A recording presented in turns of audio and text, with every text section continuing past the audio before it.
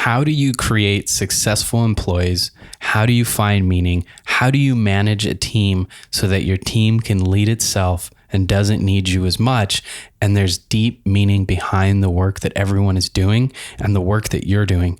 On today's episode, we are talking with a doctor who has studied this in depth and brings together a variety of fields to help us really find the answers to today's questions.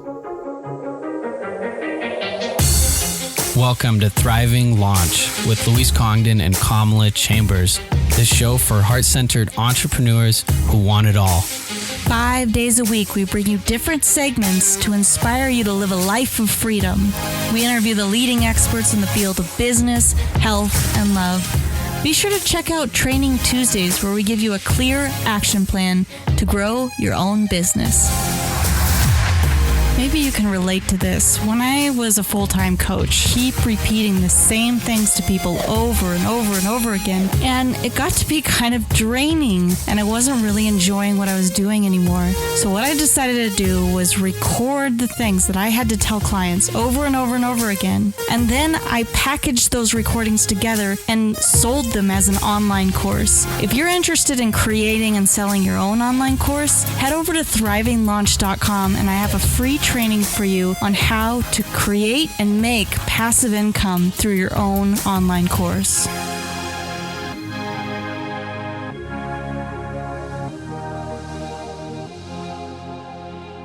On this episode, we're here with Dr. Mario Martinez, and he's a clinical neuropsychologist, and he specializes in longevity and health. But today we're going to talk about something a little different with him. He's the author of the bestselling book, The Mindbody Code, and really dives into how belief systems affect our success, longevity, and health. All right, we're here with Dr. Mario Martinez. Great to have you here. Dr. Mario, are you ready to launch? I'm here. Thank you for having me. Well, one of the first things that I want to ask you is, I know that you research a lot about culture, movements of people, and I'm curious, how did you even get started in this work? Why was it important to you? Well, because I was trained as a neuropsychologist, and you're trained that most of it is basically genetics, and that the brain is completely unrelated to cultural beliefs and cultural entrapments. So I started studying. I wanted to know, in good science, you study what works and then you develop theories to understand it. So I thought the best way to do it is to look at people who are not only over 100 years old, but healthy centenarians.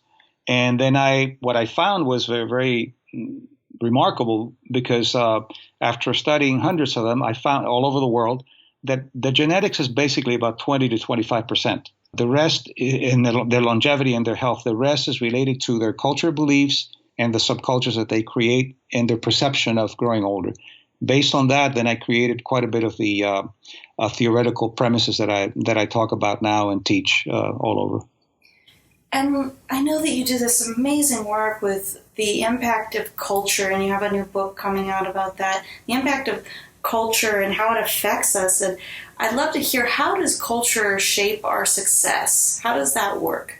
The first book, The Mindbody Code, was really to look at how the mind and the body communicate, how cognition and biology interact with each other. What is the communication code? And then on the second book, the one that's coming out, The Mind-Body Self, I talk about how the culture shapes that communication. And the way that it works, briefly, for example, if you talk to some reductionist scientists and you say, well, they'll ask, well, how can a symbol affect a cell, or how can a symbol affect biology? It's not possible. If you look at it that way, of course, it makes no sense. But if you look at the developmental process of how we learn, we can go, for example, the baby is born, and they're not programmed, because we're not machines, we're not computers. They're designed. They have designed propensities, and they're designed to pay attention to what I call cultural editors. And these are the people that are at first are going to make it or break it. They're for survival. So the child doesn't have a name for the breast or for a bottle, but they notice that when they're hungry, they're uncomfortable, and then they see a breast or they see a bottle, and they become comfortable again. They begin to see that there's no language. But as they see that, they have a biology going on. They have hormonal exchange. They have neurological changes in the brain. All these things are happening, and they're automatically associating that symbol of the mother or whoever is taking care of the child. And then that symbol later comes out with a language, and that language will be a bottle or a mother. That symbol becomes a biosymbol because you will have a reaction to that symbol that came from early life.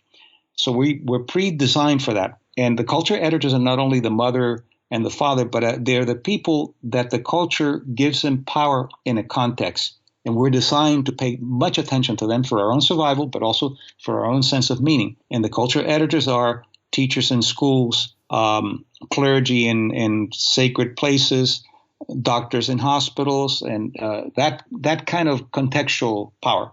And these people have a lot of power to enhance or diminish your view of yourself, your view of how you should grow. So that is what I really talk about, that the culture will shape the perception that you're going to have of the world. The brain is cultural, and the brain is acculturated. And what it does is the culture weaves a perception, and the brain will read that fabric. It's one way to look at it visually, I guess. So that really brings, for me, an interesting question, because before the interview, one of the things that you shared with us is that you work with Fortune 500 companies, and companies will hire you to come and do and work with them and help them. And I'm curious, how does your work help these companies, and how can it help people that are even entrepreneurs and people that are running their own businesses and people with staff and teams? How does your work help inform the way that we can work with our teams and the way teams can work with each other? And I'm really curious about your work with companies. Well, when you look at, we think we have the most sophisticated organizational systems, and we have great health care and prevention. And the fact is that there's about $7 trillion that's spent yearly on chronic illnesses in the workplace. 75% of successful executives have some kind of gastrointestinal problems. And why is that? And the answer, I think, from my research is that it's really not so much what an organization does and what they say they do in their vision statements and their mission statements. Those are nice thoughts and nice intentions. But what they don't realize is that they're implicitly creating a culture. And that culture is how they communicate with each other. And that culture could be either empowering or disempowering. And there are ways to make people sick. And this is basically what companies do inadvertently. You can make somebody sick in any organization, a relationship or a company with 22,000 employees. One, you give them responsibility without authority, which causes helplessness, or you give them a job without meaning, which causes helplessness. People get sick in situations like that. And then they think that it's because they're smoking or they're not exercising enough or because their boss is mean with them. And they don't realize that it's really a process that they're colluding with without knowing. And so, for example, let's say that you have an organization that has great benefits, and it has a gym, it has childcare, and it has all those wonderful things, beautiful offices, but the communication exchange is a toxic gas. Well, all those beautiful things are not going to be sufficient to keep you healthy. And that's the way to look at cultures. The cultures will put you in a position where you're not empowered at the local level. So what I've done is it took me about 10 years to realize how can the immune system make decisions the way it does, hundreds of thousands of decisions a second, without consulting the brain, without going to a central system. And the way that I perceive it, and that's the way how I teach organizations, is that the immune system has a very simple model of making decisions. One is that it has local intelligence and it has distributed control. So, for example, a neutrophil, it's an immunological cell from the immune system. And the neutrophil goes around and looks for any kind of foreign body or infection. It goes there when it finds something. Let's say it finds a little bacteria. It doesn't go to the brain and ask permission of what it should do. It goes ahead and acts on it. But that's what I call E1, Empowerment 1. What it does, if it could ask itself, it would say, what can I do for myself that nobody can do for me? So they can go ahead. If there's a bacteria, they act on the bacteria. But let's say it's a precancer cell that they can't handle. It's beyond their abilities. There they go to E2, which is what can others do for me that I can't do for myself? Then the local intelligence creates distributed controls, and it calls the T cells, and the interferons begin to come out. And now once that neutrophil has done its job, it goes back to being a neutrophil, and it loses the local intelligence control. And that's how we teach. And as you know from organizations, many organizations have a very disempowering, because people can't make decisions on their own. They have to check all the way up. They have a job that doesn't have any clear meaning. And I can give you examples later as we go along. But that's basically the idea. And what happens is that we make productivity and wellness one. Just like mind and body are one, productivity and wellness are one. And you can't plan one without the other. But in wellness, it's not about smoking cessation or working out. Those things are nice, but they're necessary but not sufficient. What you have to do is we plan quarters. We plan the productivity for the quarter and the wellness for the quarter. And then people advance based on how they met the objectives, both on productivity and on the wellness. Something that you're talking about really reminds me of our interview with Dave Asprey, right, Luis, where he was talking about creating employees that think for themselves and don't rely on someone else to make the decisions. And, everything that you're saying, I'm wondering what we can do as an individual. Like, how do we start to apply this to our lives on a daily basis?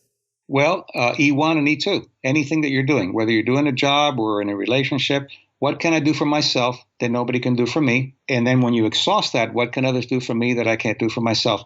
If you get stuck in one, which organizations do or individuals do in organizations, you get stuck in E1, you're going to be a martyr. You don't want any help from anybody. You don't want, you can do it all yourself. If you don't, those are the micromanagers and the people that actually need to have everything done. On the other side, you have the E2, which are the people that are the victims, that everything has to be done for them, and they never think for themselves, and they go back and they ask for help, and they're insatiable in their needs. So that's a very simple way of beginning to operationalize what you're trying to do. And when you do that, what happens is that the immune system kicks in, and you begin to have greater wellness and greater productivity, because that's how we're designed. What I find interesting with everything you're saying is this piece about having meaning and letting our employees or our staff find meaning in their work or have meaning in their work. And I'm thinking about a company that, potentially has a couple thousand employees or a couple hundred employees, or even with Kamla now, where we have up to 5 staff or so working with us. And some jobs don't seem like they have a lot of deep meaning. It is more like set up this website URL and make sure to connect everything and make sure this stuff is working. Is very technical. How do you help organizations, or how do you help your staff find that deeper meaning with work that might seem kind of trivial or menial or day-to-day kind of stuff? One of the things that I do that goes counter to all the things that you're taught in MBAs and so forth is that motivation is a manipulation. We do away with motivation, because motivation is trying to get you to do something that you wouldn't do unless they give you some reward for it. Some kind of extrinsic reward. That's right. And it's very hard that one of the things with parenting, because a lot of times managing is very similar to parenting, and in parenting classes, they teach that if you're trying to consistently motivate your kid to do something, if you give them something, then when you're not around to give them that reward, the kid won't do it. Yes, exactly. And that's what happens. And it's never enough. You give them a $2 million raise, and within a period of time, well, that's not enough. And there's also all kinds of psychology behind that I know we don't have time to go over. But I can give you a very quick example. Rather than motivation, what you do is inspiration. And I operationalize everything, because I could say, okay, how can I inspire? Be one with the universe, hug a tree. That's not what I'm talking about. Very simple operational definitions. Inspiration means that you give that person an opportunity to have access to resources to overcome a challenge at the local level. When they exhaust that, then they look for resources beyond what they can do. So, for example, we've tested this with companies. You give them a choice of having a raise or having more responsibility with authority, and most of the time they choose the responsibility with authority, because that gives them meaning, and the meaning allows them to feel like what they're getting is worthy, rather than getting a raise and still having no meaning. So, you see, you can operationalize those things, and you can teach that, because you can go to a department and you can talk to an individual, or to a department, you can find out whether they're empowered or not. because one of the main complaints could be, we like our job and everything, but anytime that we need something in order to overcome a challenge, we just don't get the resources. Well, right there, you have a disempowered organization or a disempowered individual or a disempowered department. And gradually we begin to work on that. But also, to be realistic, there's what I call the 10%, 90% rule. And this comes from psychiatry and psychology. And in most situations, 10% of the population uses up 90% of the resources. There are people in every organization, that 10%, that will use up the resources. Those are what I call the emotional vampires and the people who are committed to misery. And if you tell them, why don't you try this? No, I tried that. That's not going to work. But do you have any ideas? No, I don't, but that's not going to work.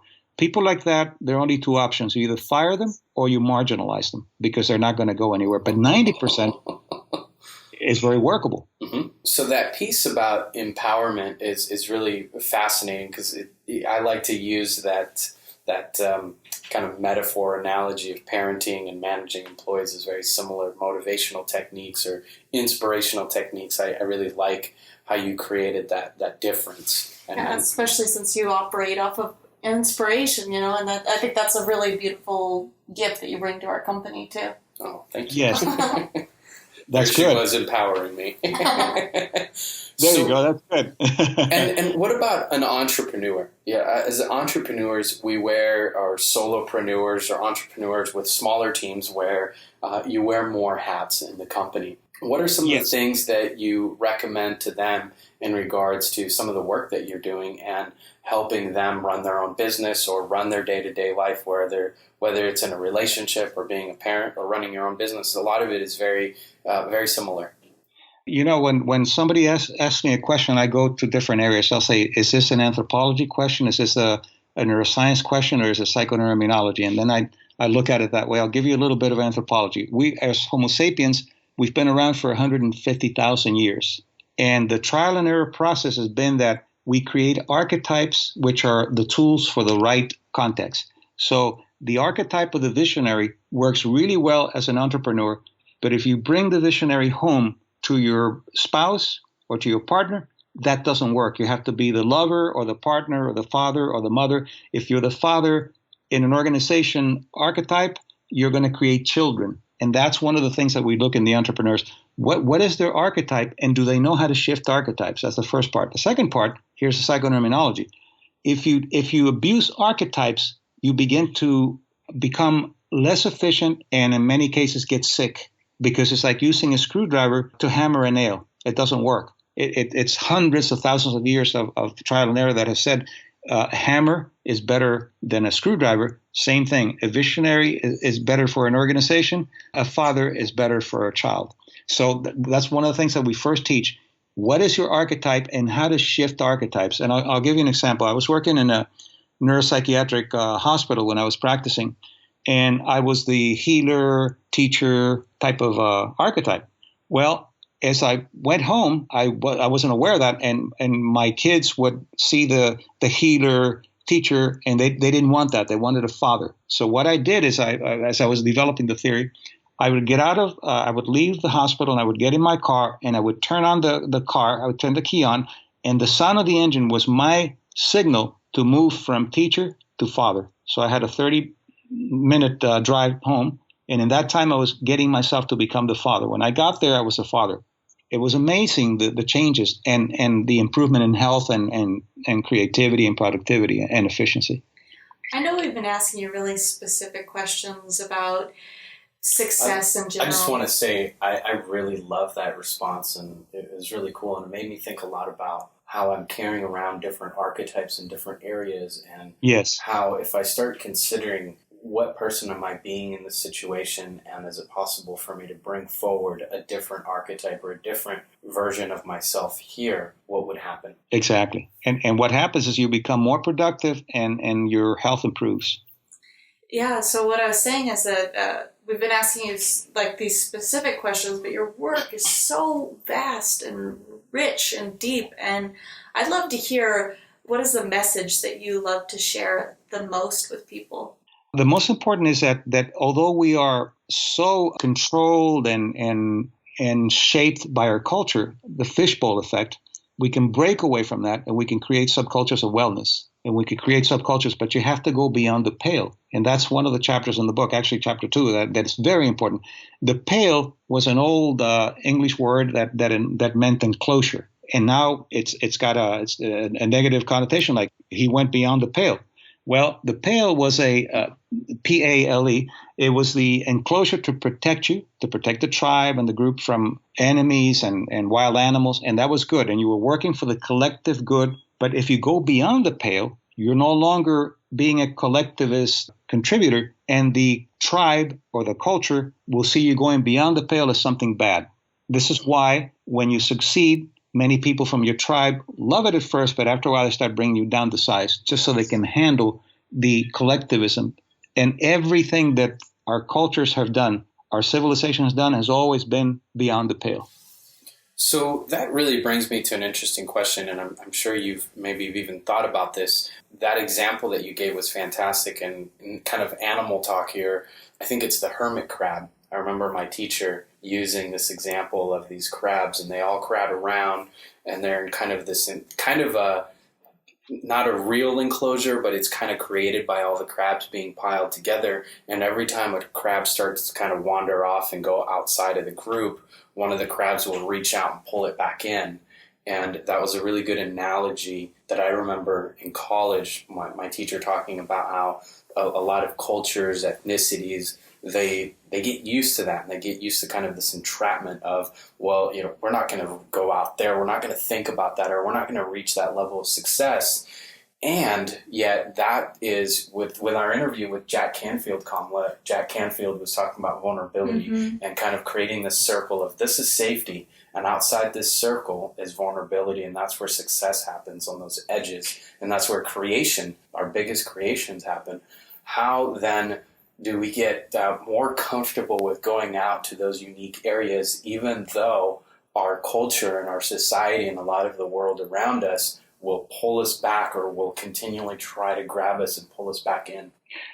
Well, that's a great question, and I think that I'll just mention something very quickly. The tribes have a way. Of all the cultures that I studied, I've only found 3 archetypal wounds, and I call them archetypal because I see them all over. And you can only be wounded 3 ways, and everything else I think would be subsumed. You could be abandoned, which is the most primitive. You die if you're a child, if you're abandoned. You could be shamed, or you could be betrayed. Those are the 3 ways.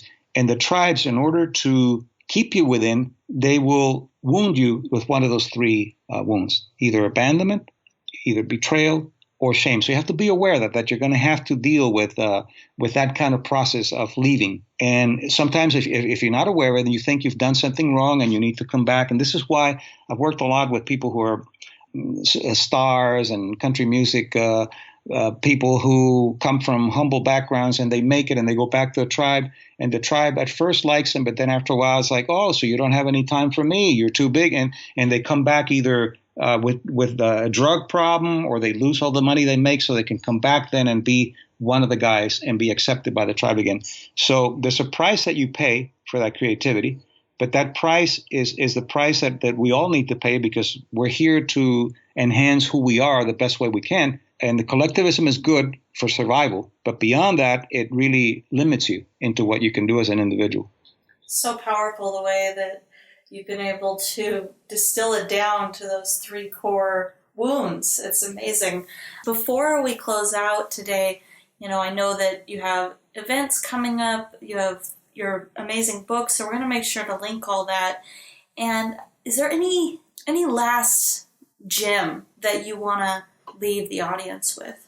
Yes, the archetypal wounds, of course, are very important, but more important is what I call the healing fields, which is a way to heal from the wounds. And each of them has a corresponding healing field. The wounds are based on fear. The healing field is based on compassion and empathy and love. So, for example, for abandonment, commitment is the antidote. For shame, honor, and for betrayal, loyalty. So you begin, and that's what I explain in the book, that you go into a honor consciousness. And in fact, when you are shamed, you will have inflammation. You have interleukins and other kinds of molecules that cause inflammation. We're working now developing some models, and I've been able to show it clinically. We're beginning to look at it immunologically, that actually honor works as an anti-inflammatory. And many illnesses, including depression, have a very strong inflammation component. So knowing the antidotes would actually have tremendous power when you leave the tribe or when you're doing something beyond the pale, to understand how can I heal or how can I bring my wellness back now that I don't have that kind of support. That's really powerful. That's really amazing stuff. It's been incredible to have you here on the show, Dr. Mario Martinez. Thank you so much for joining us here at Thriving Launch. We look forward to your book and to your continued success. My pleasure, and thank you for the work you do.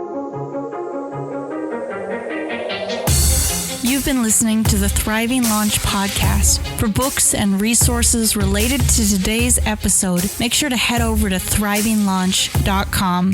We'll see you there.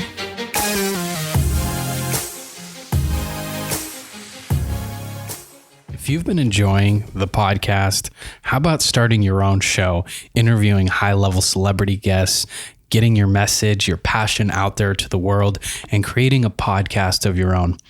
On the next episode, we're going to be talking further and more in depth on how to create your own podcast and how to get that going so that you have an awesome podcast to share with the world.